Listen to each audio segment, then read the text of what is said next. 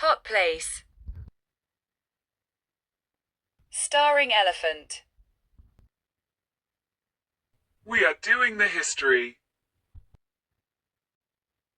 Libya, country in North Africa.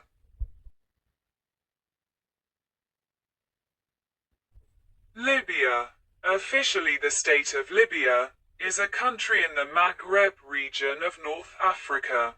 It borders the Mediterranean Sea to the north, Egypt to the east, Sudan to the southeast, Chad to the south, Niger to the southwest, Algeria to the west, and Tunisia to the northwest, as well as maritime borders with Greece, Italy and Malta to the north.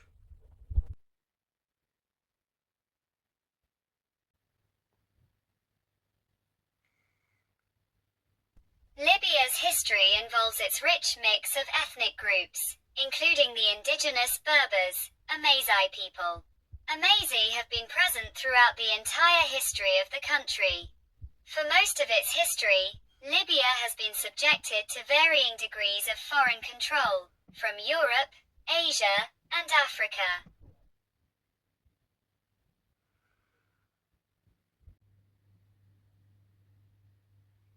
Prehistoric Libyan rock paintings in Tadrat Akakis reveal a Sahara once lush in vegetation and wildlife.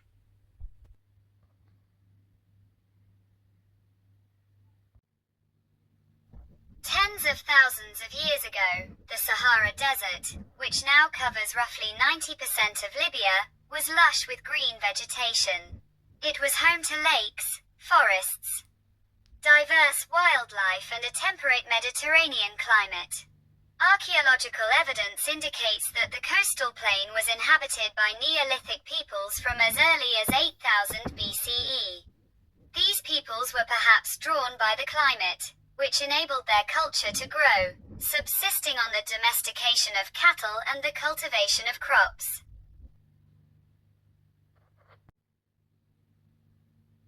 Egyptian inscriptions from the Old Kingdom are the oldest available documentation of the Berber people. The inscriptions record Berber tribes raiding the Nile Delta. Rock paintings at Wadi Mathendus and the mountainous region of Jebel Akakis are the best sources of information about prehistoric Libya and the pastoralist culture that settled there. The paintings reveal that the Libyan Sahara contained rivers, grassy plateaus, and an abundance of wildlife such as giraffes, elephants, and crocodiles.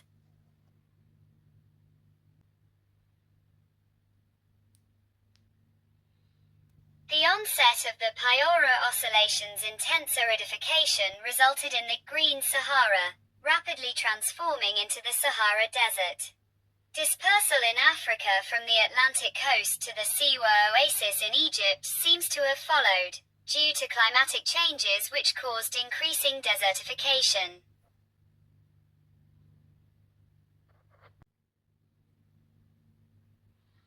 The African ancestors of the Berber people are assumed to have spread into the area by the Late Bronze Age. The earliest known name of such a tribe is that of the Garamontes, who were based in Jerma, southern Libya. The Garamontes were a Saharan people of Berber origin who used an elaborate underground irrigation system. They were probably present as tribal people in the Fezzan by about 1000 BCE, and were a local power in the Sahara between 500 BCE and 500 CE. By the time of contact with the Phoenicians, the first of the Semitic civilizations to arrive in Libya from the east, the Lebu, Garamontes, Berbers and other tribes that lived in the Sahara were already well established.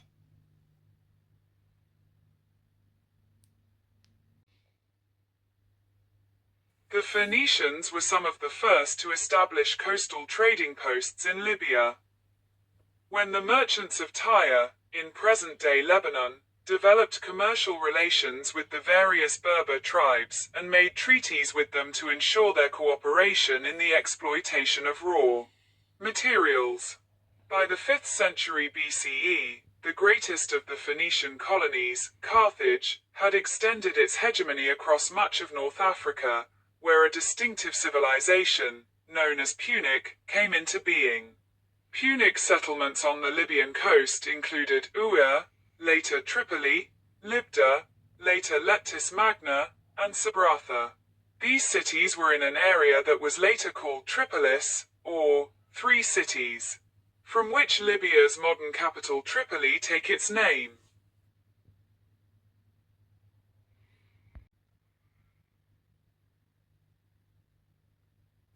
In 630 BCE, the ancient Greeks colonized eastern Libya and founded the city of Cyrene. Within 200 years, 4 more important Greek cities were established in the area that became known as Cyrenaica. Bars, later Marj, Hesperides, later Berenice, present-day Benghazi, Taucheira, later Arsino, present-day Taucheria, Balagrae, later Beda and Beda Littoria under Italian occupation, present-day Beda, and Apollonia, later Susa, the port of Cyrene. Together with Cyrene, they were known as the Pentapolis, 5 cities. Cyrene became one of the greatest intellectual and artistic centers of the Greek world, and was famous for its medical school, learned academies, and architecture. The Greeks of the Pentapolis resisted encroachments by the ancient Egyptians from the east, as well as by the Carthaginians from the west.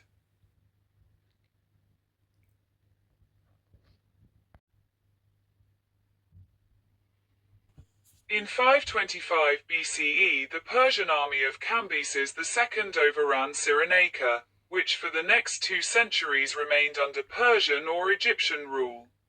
Alexander was greeted by the Greeks when he entered Cyrenaica in 331 BCE, and eastern Libya again fell under the control of the Greeks, this time as part of the Ptolemaic kingdom. Later, a federation of the Pentapolis was formed that was customarily ruled by a king drawn from the Ptolemaic royal house.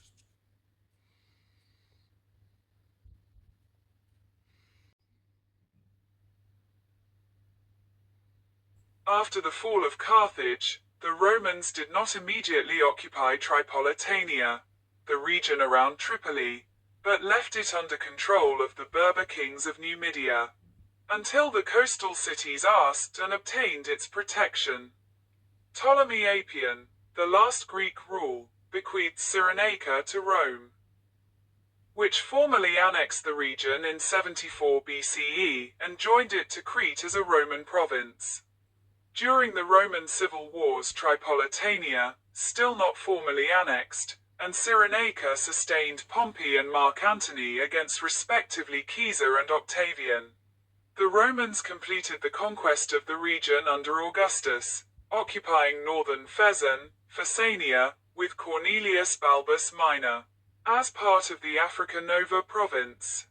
Tripolitania was prosperous and reached a golden age in the 2nd and 3rd centuries, when the city of Leptis Magna, home to the Severan dynasty, was at its height. On the other side, Cyrenaica's first Christian communities were established by the time of the Emperor Claudius, but was heavily devastated during the Diaspora Revolt and almost depopulated of Greeks and Jews alike and, although repopulated by Trajan with military colonies. From then started its decadence.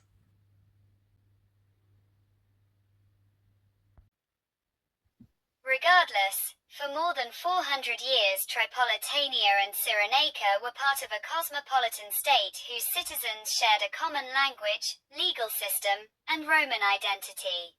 Roman ruins like those of Leptis Magna and Sabratha, extant in present-day Libya, attest to the vitality of the region, where populous cities and even smaller towns enjoyed the amenities of urban life. The forum, markets, public entertainments, and baths, found in every corner of the Roman Empire. Merchants and artisans from many parts of the Roman world established themselves in North Africa, but the character of the cities of Tripolitania remained decidedly Punic and, in Cyrenaica, Greek. Tripolitania was a major exporter of olive oil, as well as a centre for the trade of ivory and wild animals conveyed to the coast by the Garamontes. While Cyrenaica remained an important source of wine, drugs, and horses. The bulk of the population in the countryside consisted of Berber farmers, who in the west were thoroughly Romanized in language and customs. Until the 10th century, the African Romance remained in use in some Tripolitanian areas, mainly near the Tunisian border.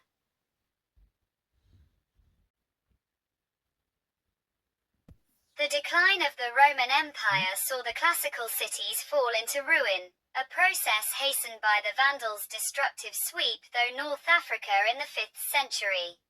The region's prosperity had shrunk under Vandal domination, and the old Roman political and social order, disrupted by the Vandals, could not be restored.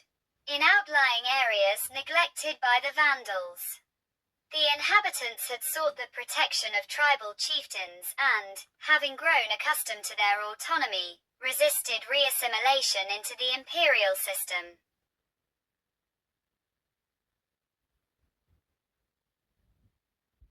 When the empire returned, now as East Romans, as part of Justinian's reconquests of the 6th century, efforts were made to strengthen the old cities. But it was only a last gasp before they collapsed into disuse. Cyrenaica, which had remained an outpost of the Byzantine Empire during the Vandal period, also took on the characteristics of an armed camp. Unpopular Byzantine governors imposed burdensome taxation to meet military costs, while the towns and public services, including the water system, were left to decay. Byzantine rule in Africa did prolong the Roman ideal of imperial unity there for another century and a half, however, and prevented the ascendancy of the Berber nomads in the coastal region. By the beginning of the 7th century, Byzantine control over the region was weak, Berber rebellions were becoming more frequent, and there was little to oppose Muslim invasion.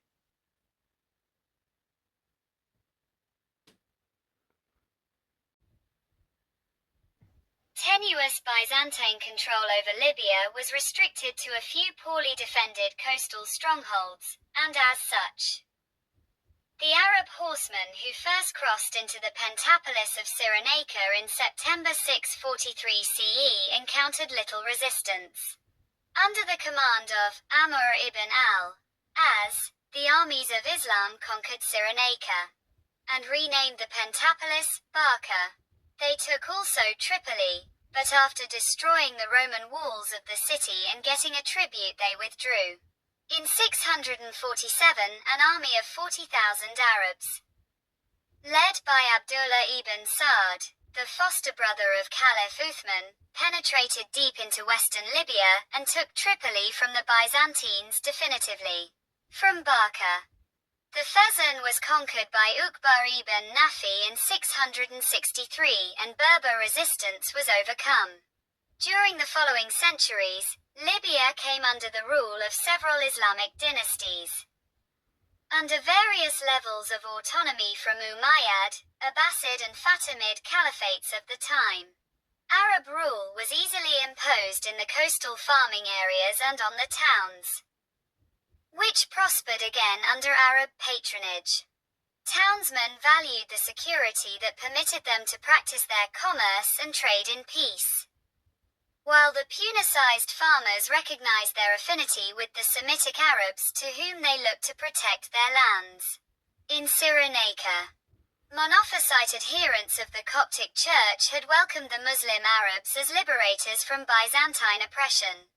The Berber tribe of the hinterland accepted Islam. However, they resisted Arab political rule.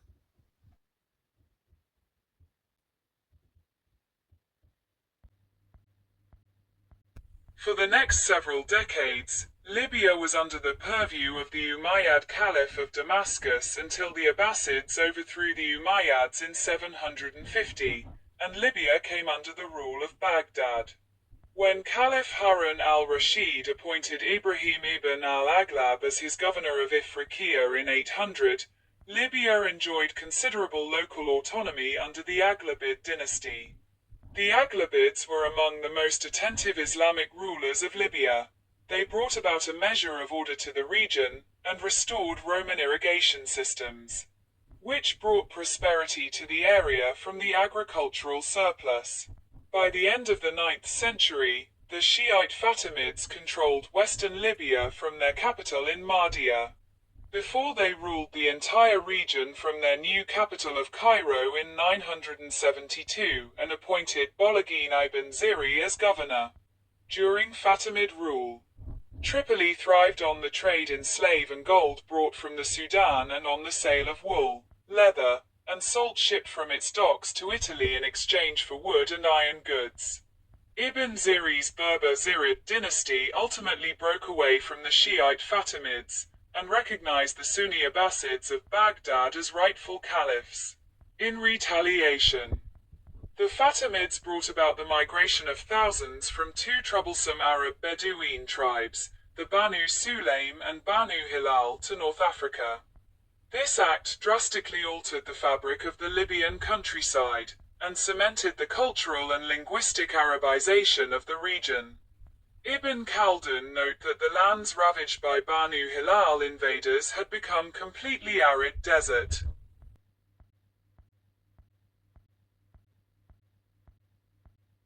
King Roger II of Sicily was the first Norman king to rule Tripoli when he captured it in 1146.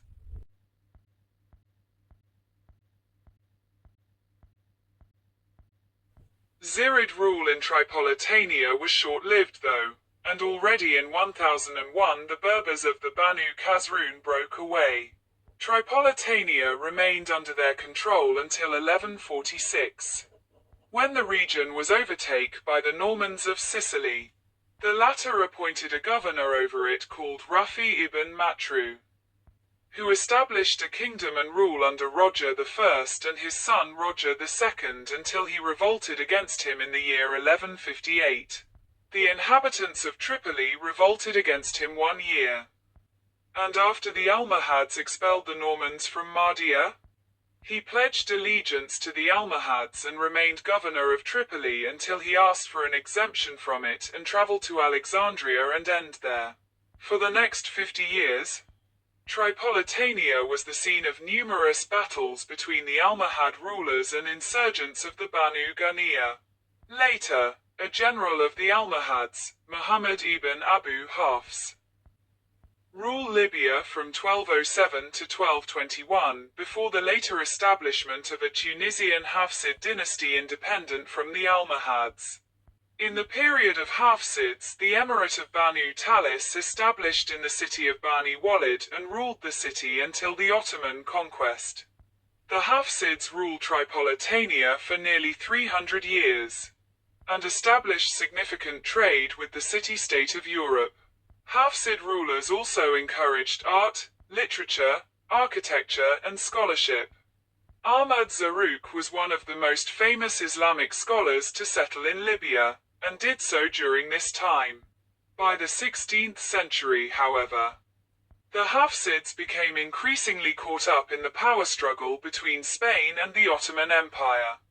After a successful invasion of Tripoli by Habsburg Spain in 1510, and its handover to the Knights of St. John, the Ottoman Admiral Sinan Pasha finally took control of Libya in 1551.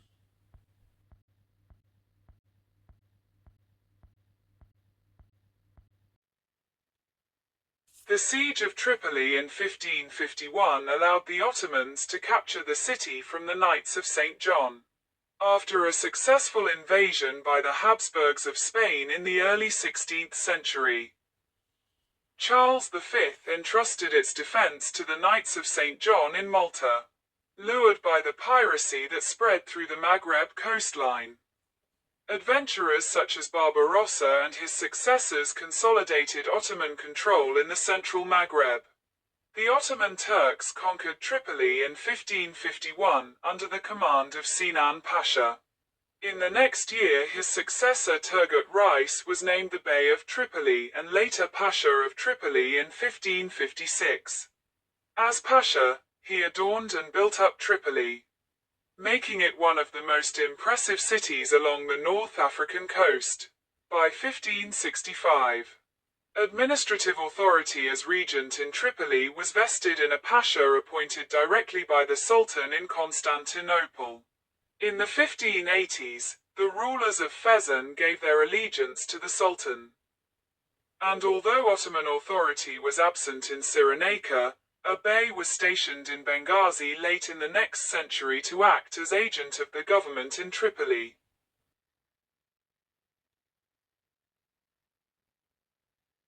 In time, real power came to rest with the Pasha's corps of Janissaries, a self-governing military guild, and in time the Pasha's role was reduced to that of ceremonial head of state. Mutinies and coups were frequent, and in 1611 the Deys staged a coup against the Pasha, and Dey Suleiman Safar was appointed as head of government. For the next 100 years, a series of Deys effectively ruled Tripolitania, some for only a few weeks, and at various times the Dey was also Pasha regent. The regency governed by the Dey was autonomous in internal affairs and, although dependent on the Sultan for fresh recruits to the corps of Janissaries, his government was left to pursue a virtually independent foreign policy as well. The two most important Deys were Mehmet Sakizli, r. 1631–49, and Osman Sakizli, r. 1649–72, both also Pasha, who ruled effectively the region. The latter conquered also Cyrenaica.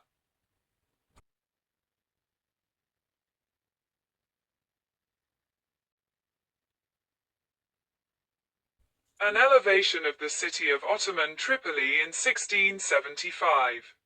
Tripoli was the only city of size in Ottoman Libya, then known as Tripolitania Eyalet, at the end of the 17th century and had a population of about 30,000. The bulk of its residents were Moors. As city-dwelling Arabs were then known. Several hundred Turks and renegades formed a governing elite, a large portion of which were Kulahlis, lit. Sons of servants, offspring of Turkish soldiers and Arab women. They identified with local interests and were respected by locals. Jews and Moriscos were active as merchants and craftsmen, and a small number of European traders also frequented the city. European slaves and large numbers of enslaved blacks transported from Sudan were also a feature of everyday life in Tripoli. In 1551, Turgut Reis enslaved almost the entire population of the Maltese island of Gozo, some 6,300 people, sending them to Libya. The most pronounced slavery activity involved the enslavement of black Africans who were brought via trans-Saharan trade routes. Even though the slave trade was officially abolished in Tripoli in 1853, in practice it continued until the 1890s.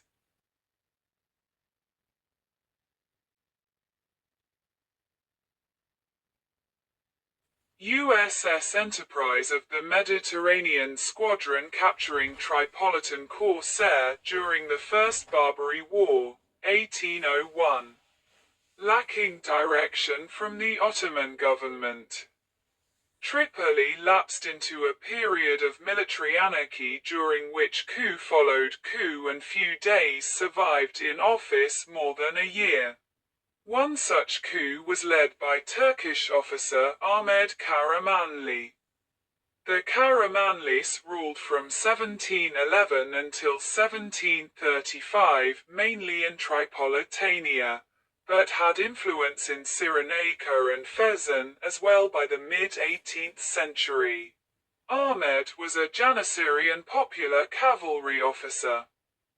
He murdered the Ottoman Dey of Tripolitania and seized the throne in 1711. After persuading Sultan Ahmed III to recognize him as governor, Ahmed established himself as Pasha and made his post hereditary. Though Tripolitania continued to pay nominal tribute to the Ottoman Padishah, it otherwise acted as an independent kingdom.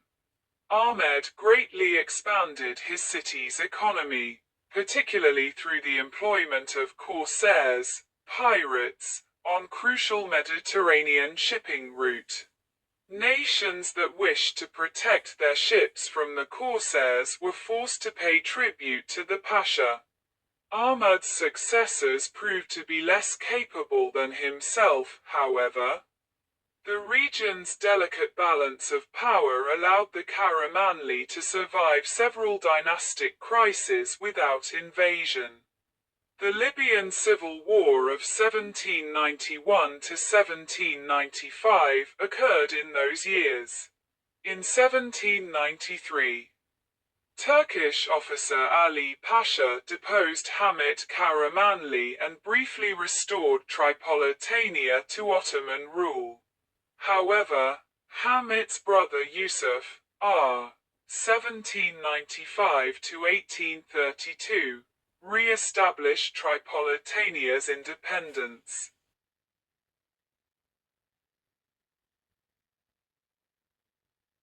In the early 19th century, war broke out between the United States and Tripolitania, and a series of battles ensued in what came to be known as the First Barbary War and the Second Barbary War.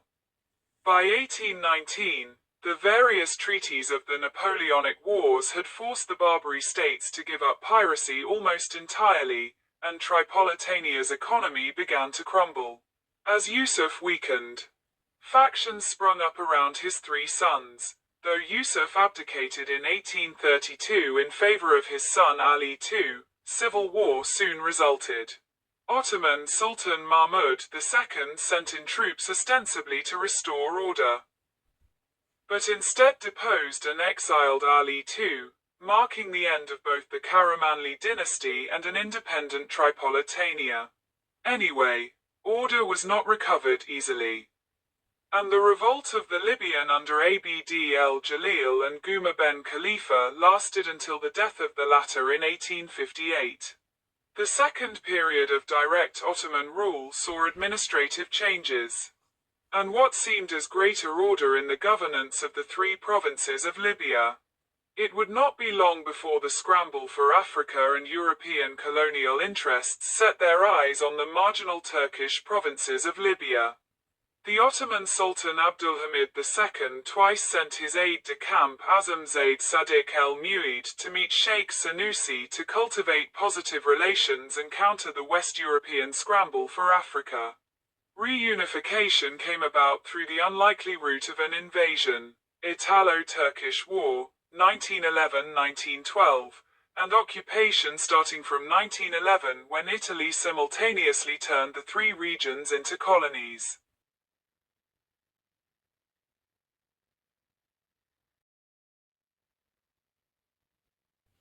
Territorial growth of Italian Libya. Territory ceded by Ottoman Empire 1912, dark green, but effectively Italy controlled only 5 ports, black. Territory ceded by France and Britain 1919 and 1926, light green. Territories ceded by France and Britain 1934–35, red.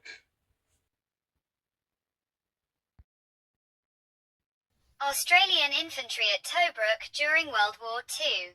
Beginning on the 10th of April 1941, the siege of Tobruk lasted for 240 days. From 1912 to 1927, the territory of Libya was known as Italian North Africa.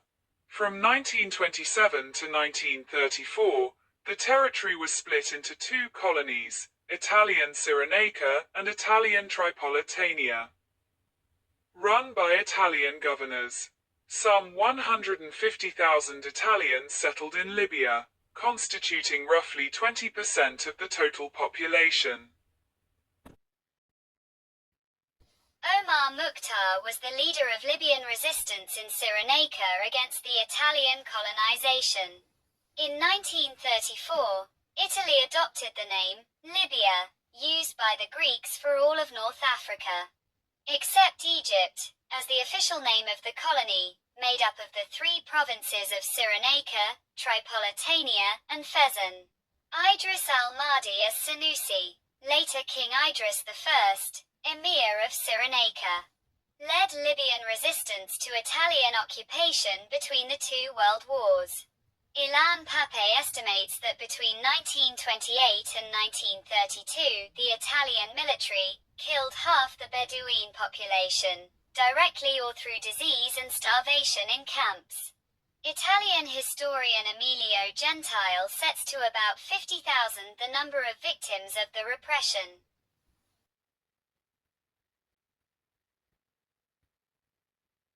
In 1934, the political entity called Libya was created by Governor Balbo with capital Tripoli. The Italians emphasized infrastructure improvements and public works.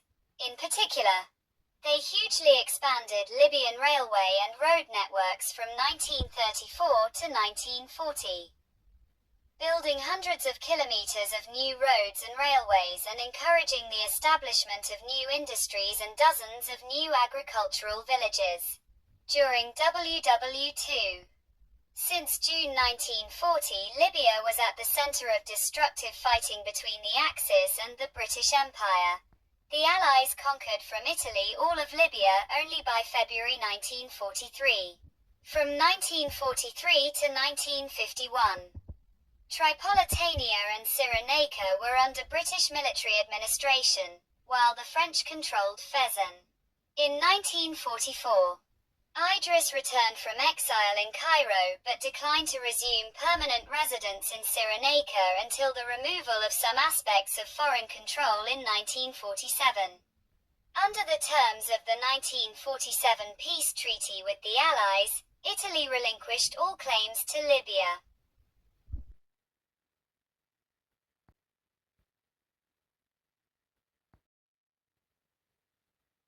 King Idris I announced Libya's independence on the 24th of December 1951, and was king until the 1969 coup that overthrew his government. On the 21st of November 1949, the UN General Assembly passed a resolution stating that Libya should become independent before the 1st of January 1952. Idris represented Libya in the subsequent UN negotiations. On the 24th of December 1951, Libya declared its independence as the United Kingdom of Libya, a constitutional and hereditary monarchy under King Idris, Libya's only monarch.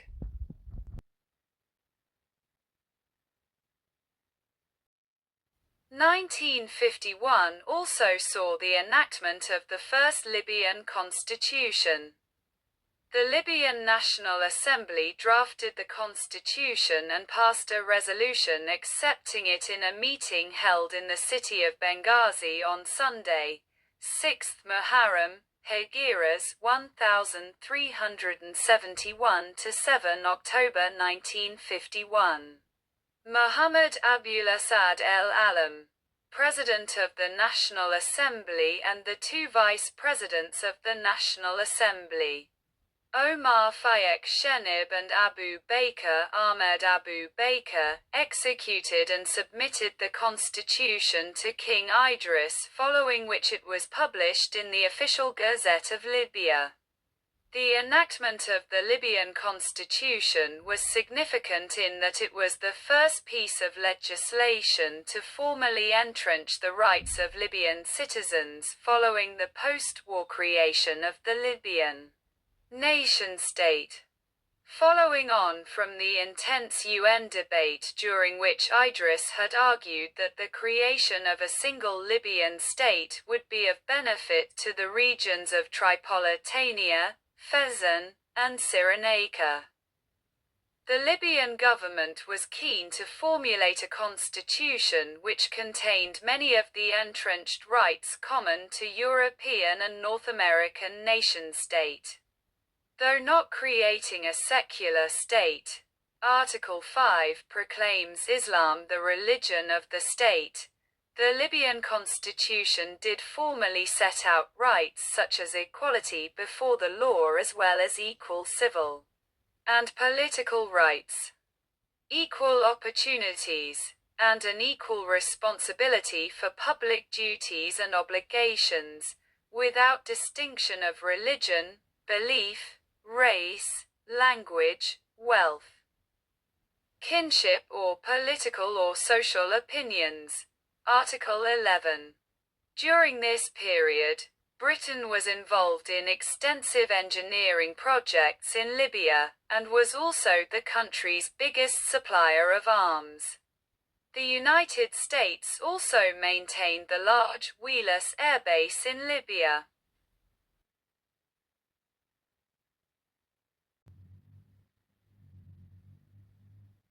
On the 1st of September 1969, a small group of military officers led by 27-year-old army officer Muammar Gaddafi staged a coup d'état against King Idris, launching the Libyan revolution.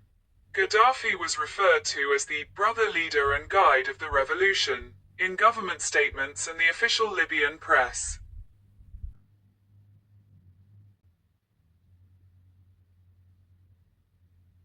Muammar Gaddafi, former leader of Libya, in 2009. On the birthday of Muhammad in 1973, Gaddafi delivered a 5-point address. He announced the suspension of all existing laws and the implementation of Sharia. He said that the country would be purged of the politically sick. A people's militia would protect the revolution. There would be an administrative revolution and a cultural revolution. Gaddafi set up an extensive surveillance system. 10 to 20% of Libyans worked in surveillance for the revolutionary committees, which monitored activities in government, in factories, and in the education sector.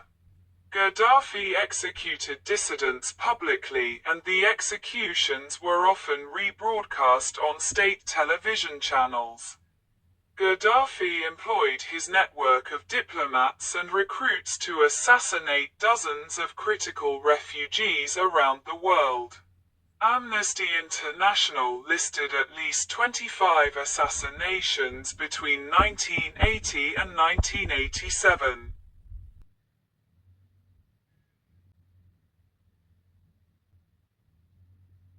Flag of the Great Socialist People's Libyan Arab Jamahiriya, lasting from 1977 to 2011, the national anthem of which was, lit. God is Great. In 1977, Libya officially became the Great Socialist People's Libyan Arab Jamahiriya. Gaddafi officially passed power to the General People's Committees and henceforth claimed to be no more than a symbolic figurehead. But domestic and international critics claimed the reforms gave him virtually unlimited power.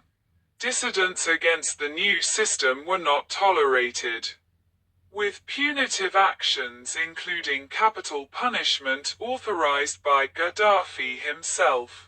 The new Jamahiriya governance structure he established was officially referred to as a form of direct democracy, though the government refused to publish election results. Later that same year, Libya and Egypt fought a 4-day border war that came to be known as the Libyan-Egyptian War. Both nations agreed to a ceasefire under the mediation of the Algerian President Houari Boumediene. In February 1977, Libya began to provide military supplies to Goukouni Ouattara and the People's Armed Forces in Chad. The Chadian-Libyan conflict began in earnest when Libya's support of rebel forces in northern Chad escalated into an invasion. Much of the country's income from oil, which soared in the 1970s, was spent on arms purchases and on sponsoring dozens of rebels groups around the world. An airstrike failed to kill Gaddafi in 1986. Libya was accused in the 1988 bombing of Pan Am Flight 103 over Lockerbie, Scotland, and the 1989 bombing of UTA Flight 772 over Chad and Niger.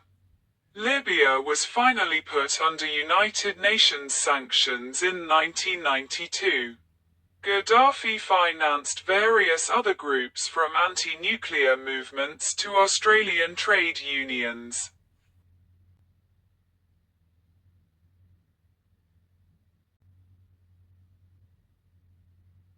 From 1977 onward, per capita income in the country rose to more than 11,000 United States dollars, the fifth highest in Africa. While the Human Development Index became the highest in Africa and greater than that of Saudi Arabia. This was achieved without borrowing any foreign loans, keeping Libya debt-free. In addition, the country's literacy rate rose from 10% to 90%. Life expectancy rose from 57 to 77 years. Employment opportunities were established for migrant workers, and welfare systems were introduced that allowed access to free education, free healthcare, and financial assistance for housing.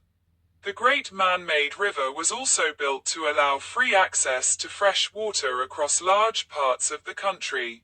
In addition, financial support was provided for university scholarships and employment programs. Gaddafi doubled the minimum wage, introduced statutory price controls, and implemented compulsory rent reductions of between 30 and 40%. Gaddafi also wanted to combat the strict social restrictions that had been imposed on women by the previous regime, establishing the Revolutionary Women's Formation to encourage reform.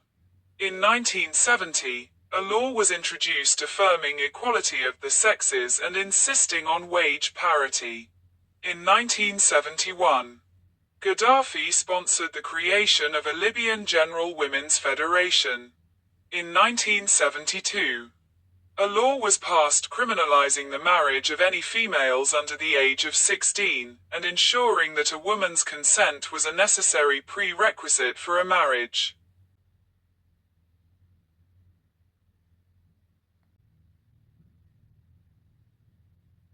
Gaddafi assumed the honorific title of King of Kings of Africa in 2008 as part of his campaign for a United States of Africa. By the early 2010s, in addition to attempting to assume a leadership role in the African Union, Libya was also viewed as having formed close ties with Italy, one of its former colonial rulers, than any other country in the European Union. The eastern parts of the country have been ruined due to Gaddafi's economic theories, according to The Economist.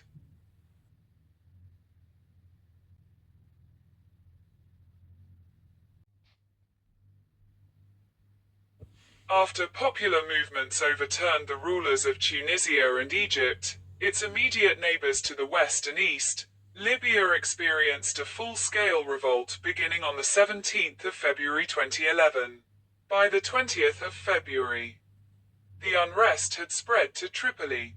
In the early hours of the 21st of February 2011, Saif al-Islam Gaddafi, oldest son of Muammar Gaddafi, spoke on Libyan television of his fears that the country would fragment and be replaced by 15 Islamic fundamentalist emirates, if the uprising engulfed the entire state.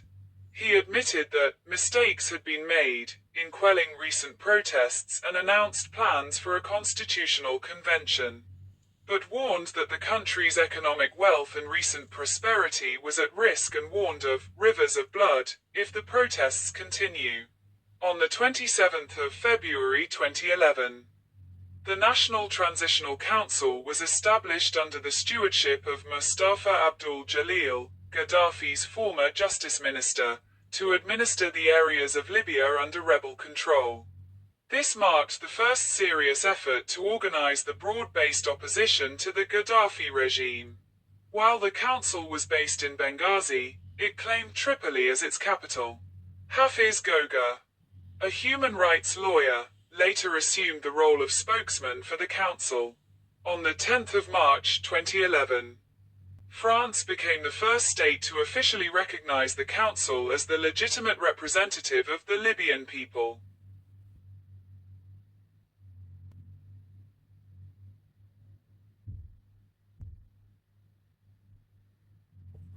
By early March 2011, some parts of Libya had tipped out of Gaddafi's control, coming under the control of a coalition of opposition forces, including soldiers who decided to support the rebels.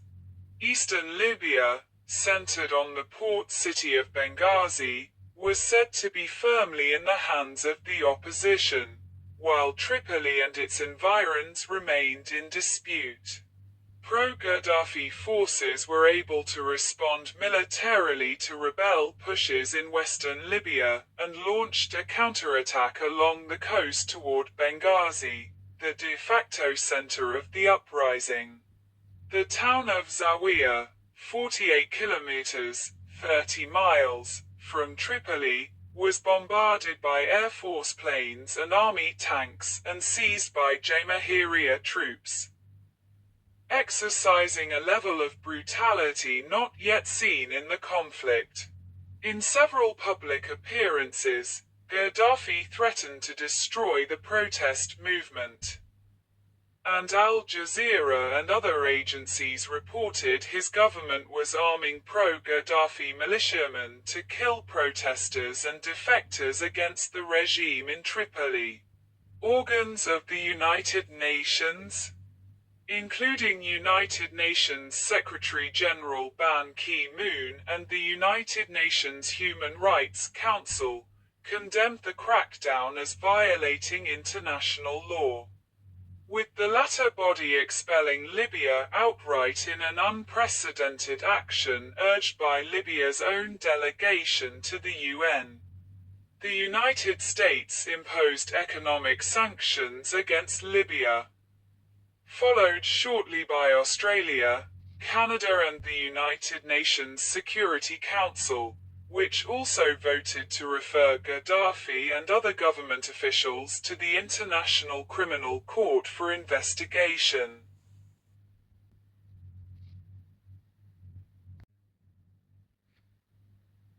On the 17th of March 2011, the UN Security Council passed Resolution 1973 with a 10-0 vote and 5 abstentions.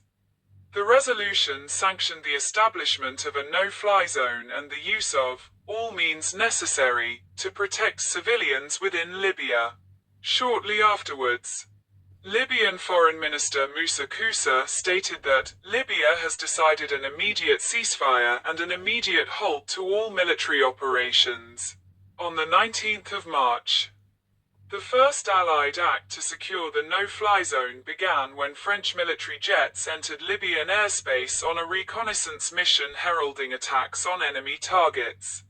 Allied military action to enforce the ceasefire commenced the same day when a French aircraft opened fire and destroyed a vehicle on the ground.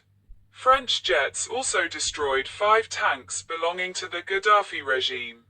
The United States and United Kingdom launched attacks on over 20 integrated air defense systems, using more than 110 Tomahawk cruise missiles during Operations Odyssey Dawn and Elemi. On the 27th of June 2011, the International Criminal Court issued an arrest warrant for Gaddafi. alleging that Gaddafi had been personally involved in planning and implementing a policy of widespread and systematic attacks against civilians and demonstrators and dissidents.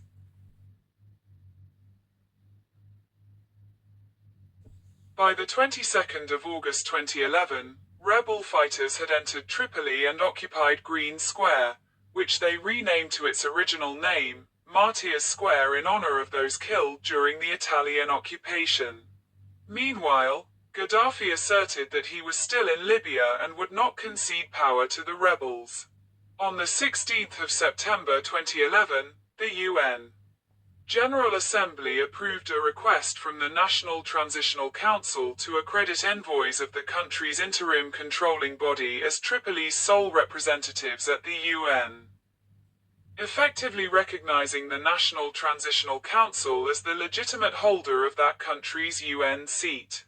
The National Transitional Council had been plagued by internal divisions during its tenure as Libya's interim governing authority. It postponed the formation of a caretaker, or interim, government on several occasions during the period prior to the death of Muammar Gaddafi in his hometown of Sirte on the 20th of October 2011. Mustafa Abdul Jalil led the National Transitional Council and was generally considered to be the principal leadership figure. Mahmoud Jibril served as the NTC's de facto head of government from the 5th of March 2011 through the end of the war. But he announced he would resign after Libya was declared to have been liberated from Gaddafi's rule.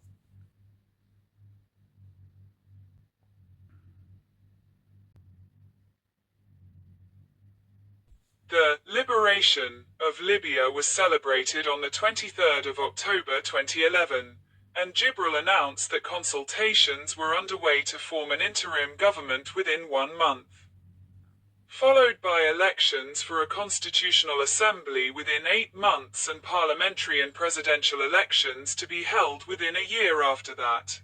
He stepped down as expected the same day, and was succeeded by Ali Tarhouni. At least 30,000 Libyans end in the civil war.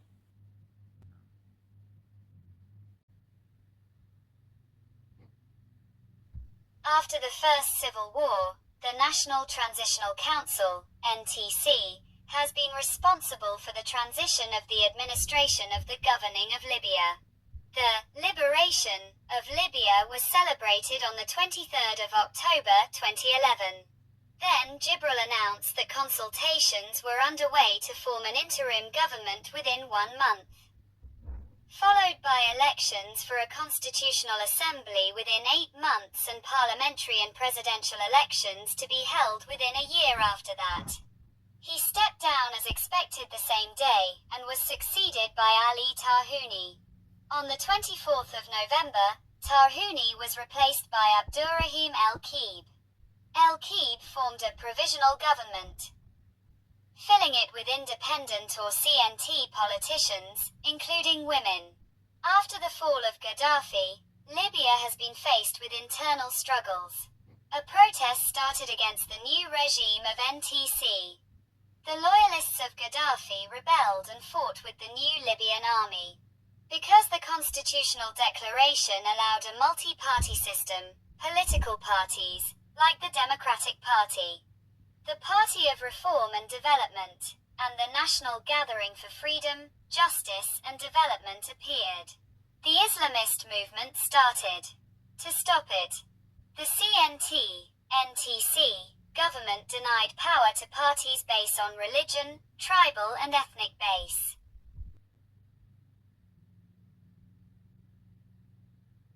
On the 7th of July 2012, Libyans voted in their first parliamentary elections since the end of Gaddafi's rule. The election, in which more than 100 political parties registered, formed an interim 200-member National Assembly.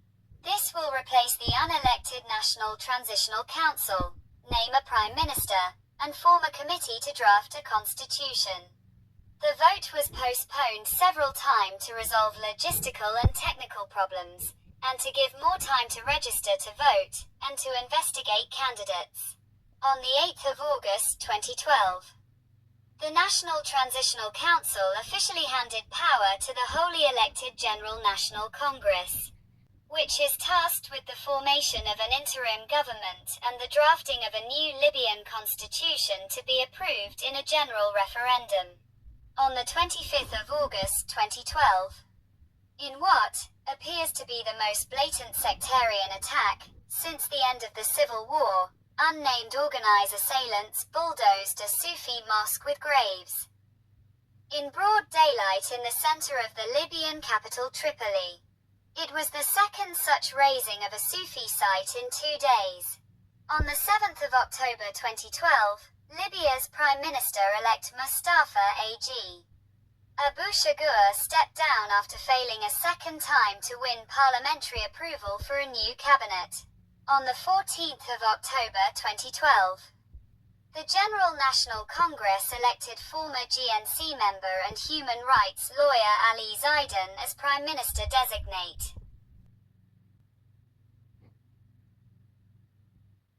Libyan Constitutional Assembly elections took place in Libya on the 20th of February 2014. Ali Zaidan was ousted by the Parliament Committee and fled from Libya on the 14th of March 2014 after rogue oil tanker Morning Glory left the rebel port of Sidra, Libya with Libyan oil that had been confiscated by the rebels. Ali Zaidan had promised to stop the departure, but failed. On the 30th of March 2014, General National Congress vote to replace itself with new House of Representatives.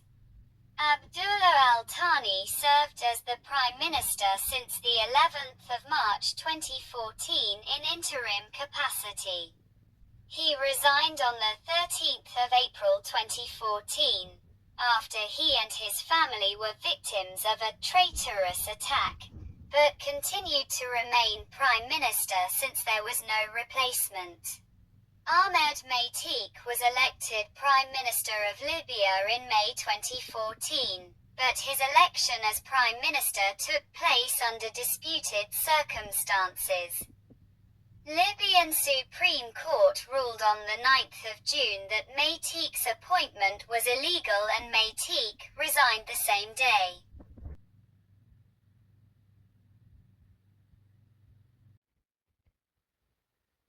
As of the 18th of May 2014, the Parliament building was reported to have been stormed by troops loyal to General Khalifa Haftar, reportedly including the Zintan Brigade, in what the Libyan government described as an attempted coup. House of Representatives elections were held in Libya on the 25th of June 2014. On the 14th of July, the United States support mission in Libya evacuated its staff after 13 people were killed in clashes in Tripoli and Benghazi.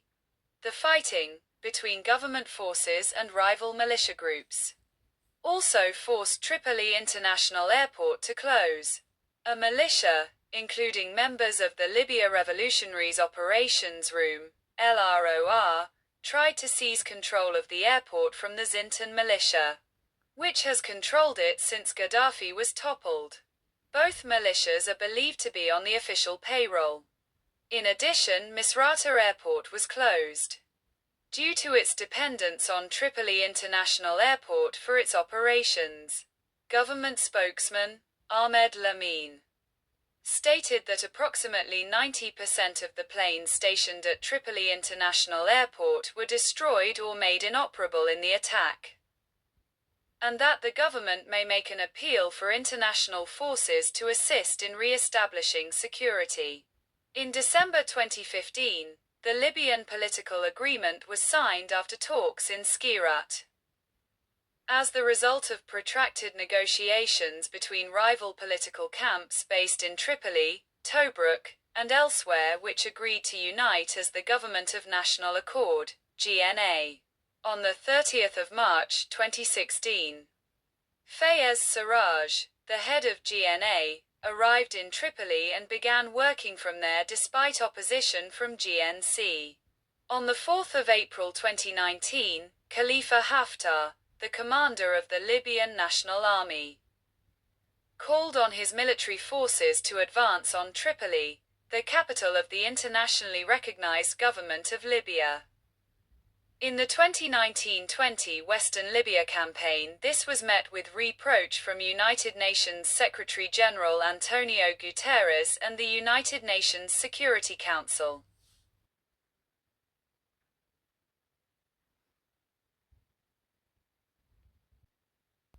On the 23rd of October 2020, the 5+5 Joint Libyan Military Commission representing the Libyan National Army and the GNA reached a permanent ceasefire agreement in all areas of Libya. The agreement, effective immediately, required that all foreign fighters leave Libya within 3 months while a joint police force would patrol disputed areas. The first commercial flight between Tripoli and Benghazi took place that same day. On the 10th of March 2021, an interim unity government was formed, which was slated to remain in place until the next Libyan presidential election scheduled for the 10th of December. However, the election has been delayed several times since, effectively rendering the unity government in power indefinitely, causing tensions which threaten to reignite the war. On September 10, 2023, catastrophic floods due to dam failures generated by Storm Daniel devastated the port city of Derna, killing nearly 7,000 and leaving over 10,000 missing. The floods were the worst natural disaster in Libya's modern history.